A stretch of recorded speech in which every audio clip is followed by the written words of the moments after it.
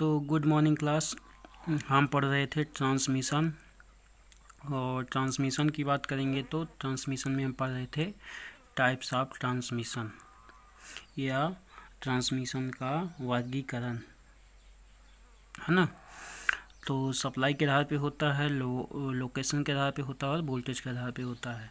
Supply के आधार पे हमने बता चुका था, है ना। AC DC होगा, फिर सिंगल फेज होगा, 2 फेज होगा और 3 फेज होगा। वोल्टेज के आधार पे क्या होगा, प्राइमरी वोल्टेज होगा, क्या होगा, सेकेंडरी वोल्टेज होगा।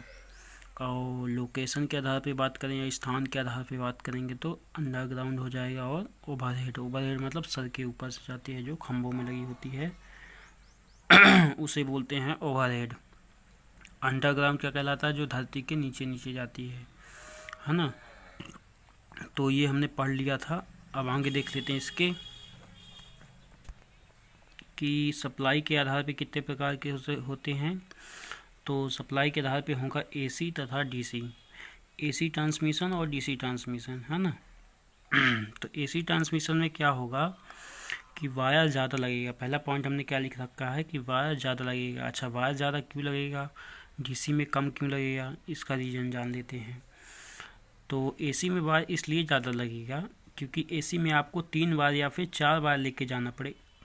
अगर 3 फेज सप्लाई देते हैं, अधिकांश तो 3 फेज ही देनी पड़ेगी, क्योंकि 3 फेज देंगे, 4 वायर सिस्टम देंगे तो उसमें न्यूट्रल और फेज मिल जाएगा और अपनी मोटर वगैरह पावर का भी काम हो जाएगा, है ना। मतलब 4 वायर सिस्टम में।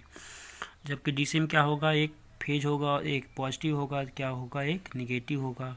अगर आप निगेटिव को अर्थ से दे देते हैं, ग्राउंड से दे देते हैं, तो केवल एक ही वायर लगेगा, है ना। तो जब इसमें वायर की मात्रा क्या रहेगी, कम रहेगी DC में, जबकि AC में क्या रहेगा, ज़्यादा रहेगा। अब जब वायर ज़्यादा लगेगा तो खर्चा भी हमारा क्या होगा, कॉस्ट क्या होगी हमारी, ज़्यादा होगी। जबकि DC में खर्च क्या होगा, कम होगा, है ना। बाकी फिर अगली बात करेंगे तो स्किन इफेक्ट मतलब सतह प्रभाव, है ना। सतह प्रभाव AC में होता है जबकि DC में नहीं होता है। ये क्या कहलाता है कि जो हमारी करंट होती है सरफेस से बहने का काम करती है। सरफेस का मतलब क्या होता है, जैसे कंडक्टर होता है गोल गोल, उसके ऊपर ऊपर बहने का काम करती है ना। मतलब सरफेस से बहती, बीचों बीच नहीं बहती। जबकि DC क्या होती है, वो बीच में बहती है। यही कहलाता है स्किन इफेक्ट या फिर सतह प्रभाव, जो कि AC में होता है परंतु DC में नहीं होता है। फिर होता है चार्जिंग करंट। चार्जिंग करंट क्या होता है कि इसमें एक फेरेंटी प्रभाव होता है, उस पर ये चार्जिंग करंट होती है, जिसके कारण ये कैपेसिटर लगाने पे होता है। जबकि DC पे कैपेसिटर लगता नहीं है, AC पे कैपेसिटर लगता है, इसलिए इसमें क्या होती है, चार्जिंग करंट होती है। चार्जिंग करंट के बारे में बताएंगे क्या कहलाता है ना। तो चार्जिंग करंट भी इसमें नहीं होती DC में। और इंसुलेशन की बात करें, जो अपना प्लास्टिक का ऊपर कवर लगा होता है ना, आवरण लगा होता है केबल वायर के ऊपर, जब केबल बनाते हैं उसे बोलते हैं इंसुलेशन। तो इंसुलेशन ज़्यादा क्या होता है, इसमें ज़्यादा होता है, उसमें क्या होता है, कम होता है। हाँ, इंसुलेशन ज़्यादा क्यों होता है, कम क्यों होता है, ये आप कहेंगे तो एक वीडियो हम समझा देंगे इसको कैसे काम करता है ये, ठीक है। तो इस टॉपिक को नोट कर लीजिएगा कि आपको ये समझना है ना। जैसे स्किन इफेक्ट क्या होगा, चार्जिंग करंट क्या होगा, इंसुलेशन ज़्यादा क्यों लगता है AC में, DC में कम क्यों लगता है, ये टॉपिक लिख लेंगे। ये अगले वीडियो में या आगे कहीं जब भी इफेक्ट हम पढ़ाएंगे तब ये चीज़ें हम क्या कर देंगे, क्लियर कर देंगे, है ना। अब बात करेंगे स्टेप अप स्टेप डाउन क्या है। ये तो मतलब क्या कहलाता है कि ट्रांसफार्मर की सहायता से आप वोल्टेज को कम और ज़्यादा कर सकते हैं, जबकि DC में करना कठिन होता है। जैसे कठिन कैसे होता है कि आपको अगर वोल्टेज कम करना है तो रेजिस्टेंस लगाना पड़ेगा, और जैसे ही आप रेजिस्टेंस लगाएंगे तो क्या होगा, उसमें वोल्टेज ड्रॉप होगा, है ना। और बढ़ाने के लिए क्या लगाना पड़ेगा, सीरीज जनरेटर लगाना पड़ेगा, है ना। तो इसमें आसान होता है स्टेप अप स्टेप डाउन करना वोल्टेज को ट्रांसफार्मर की सहायता से। ट्रांसफार्मर की एफिशिएंसी भी ज़्यादा होती है, 99 होती है या 98 होती है ना। इसमें लॉसेस ज़्यादा होते हैं DC में, इसलिए कठिन होता है। फिर अगला है कोरोना इफेक्ट। कोरोना इफेक्ट क्या कहलाएगा ये भी बताएंगे हम। ये कोरोना वो वाला नहीं है, दूसरा है ये।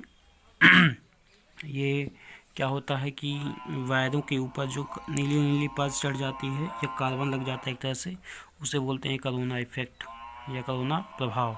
जबकि ये AC में होता है, DC में भी होता है, लेकिन उसके मुकाबले कम होता है ना। क्योंकि क्यों कम होता है, क्योंकि ये इसमें स्किन इफेक्ट होता है। स्किन इफेक्ट के कारण क्या होता है, धारा जो है सरफेस से बहने का काम करती है, जबकि डीसी में अंदर बहती है, इसलिए इसमें कम होता है, उसमें क्या होता है ज़्यादा होता है। एसी में ज़्यादा होता है, डीसी में क्या होता है कम होता है। अब लंबाई के आधार पर देख लेंगे, तो लंबाई के आधार पे देखेंगे तो क्या रहेगा, ये सब फिक्स पार्ट होते हैं, जैसे low length, medium length, high length, ये लॉन्ग लेंथ। इसमें क्या होगा कि अगर लो लेंथ रहेगी तो क्या होगा 80 किलोमीटर तक आप इस्तेमाल करेंगे। इसमें 80 से 250 और इसमें 250 से ऊपर रहता है, 250 किलोमीटर से ऊपर रहेगी लेंथ इसमें। तो ये कोई ख़ास नहीं है, एग्ज़ाम में पूछा भी नहीं जाता है, लेकिन ये लंबाई के आधार पे होते हैं कि ये अगर इतनी बार लगी है तो ये लो लेंथ है, और इतनी बार लगी है तो मीडियम लेंथ है, और इतनी बार लगी है तो लॉन्ग लेंथ है या हाई लेंथ है। मतलब 250 से ऊपर अगर है तो ये क्या कहलाएगा, लॉन्ग लेंथ कहलाएगा। अब मेन अपना है लोकेशन के आधार पे, तो लोकेशन के आधार पे हमने बताए थे ओवरहेड होता है और अंडरग्राउंड होता है। तो ओवरहेड में क्या होगा, मतलब सर के ऊपर जो जाती है, जैसे खंभों में जो लगी होती है, गांव में देखा होगा आपने, है ना। और अंडरग्राउंड क्या होती है, जो सड़क के किनारे इस टाइम गड्ढे खन रहे हैं और उसके अंदर डाला जाता है ना, वो कहलाता है अंडरग्राउंड। तो इसमें पॉइंट देख लेते हैं कौन कौन से पॉइंट काम करते हैं। तो पहला काम क्या है कि लागत कम लगती है। जैसे लागत कम क्यों लगती है कि इसमें खंभा लगाओ, तार ऊपर से इंसुलेटर की सहायता से कस दो, है ना। जबकि इसमें क्या करना पड़ता है, गड्ढा करना पड़ता है, इसमें आर्मेट केबल को और इंसुलेटेड करना पड़ता है ताकि इसके अंदर पानी ना जाए। कई सारी प्रक्रियाएं होती हैं अंडरग्राउंड केबल की। तो इसमें लागत क्या हो जाती है, ज़्यादा लग जाती है। गड्ढा खनो, फिर उसको बंद करो या पाटो, जो भी है है ना। तो इसमें क्या होगा, लागत कम लगेगी ओवरहेड में, और अंडरग्राउंड में लागत ज़्यादा लग जाएगी। अब कमी क्या होगी कि इसमें सुंदर नहीं दिखता। जैसे देखेंगे कि सिटी में कैसे जैसे जाले लगे होते हैं ना, जैसे चिड़ियों के जाले होते हैं, वैसे तार गई या वायर गई होती है ना। ऐसे बहुत सारे एक्सीडेंट भी हो जाते हैं, है ना। देखे होंगे आपने सिटी में बहुत सारी तारें जाले जैसे बनी होती है, जैसे मकड़ी का जाला होता है। लेकिन अंडरग्राउंड में क्या होता है कि ये अंडरग्राउंड में नीचे से जाती है, तो हमको पता भी नहीं चलता कहाँ से वायर गई है और कहाँ तक पहुँच गई है। तो ये सुंदरता में वृद्धि करता है, जबकि सुंदरता में क्या करता है, ये कमी करता है। अब ओवरहेड का एक फ़ायदा है कि फॉल्ट अगर हो गया तो आप आसानी से ढूंढ सकते हैं, है ना, आसानी से ढूंढ सकते हैं। जबकि अंडरग्राउंड में थोड़ा कठिन होता है, तो ढूंढना होता है, फिर गड्ढा करना होता है, फिर उसका जॉइंट वगैरह करना होता है, तो थोड़ा खर्चीला भी हो जाता है और क्या हो जाता है, कठिन भी हो जाता है। फॉल्ट ढूंढना थोड़ा कठिन हो जाएगा। अब क्या होगा सॉरी, हाँ ये तो हो गया। इसमें क्या था, फॉल्ट होने की संभावना ज़्यादा होती है। किसमें फॉल्ट क्या हो जाएगी, इसमें क्या रहेगा, फॉल्ट होने की संभावना क्या रहेगी, ज़्यादा रहेगी एसी में, ओवरहेड में। जबकि अंडरग्राउंड में क्या रहेगी, कम रहेगी। अब ओवरहेड में क्या रहेगा, मौसम का प्रभाव, जैसे आंधी आ गई, तूफान आ गई, पानी गिर रहा है ना, इनसे प्रभावित रहता है, ये टूट जाती है, रिपेयरिंग करना पड़ता है, इसमें जान हानि का खतरा भी होता है। जबकि अंडरग्राउंड में ऐसी कोई दिक्कत नहीं आती है, इसलिए अंडरग्राउंड ज़्यादा सूटेबल होता है ना। अंडरग्राउंड किया भी जा रहा है। स्मार्ट सिटी जो बनती हैं नई मॉडल की, या स्मार्ट जो घर बनते हैं, तो ज़्यादातर अंडरग्राउंड ही पसंद करते हैं ना। तो ये था अपना ट्रांसमिशन कितने प्रकार का होता है।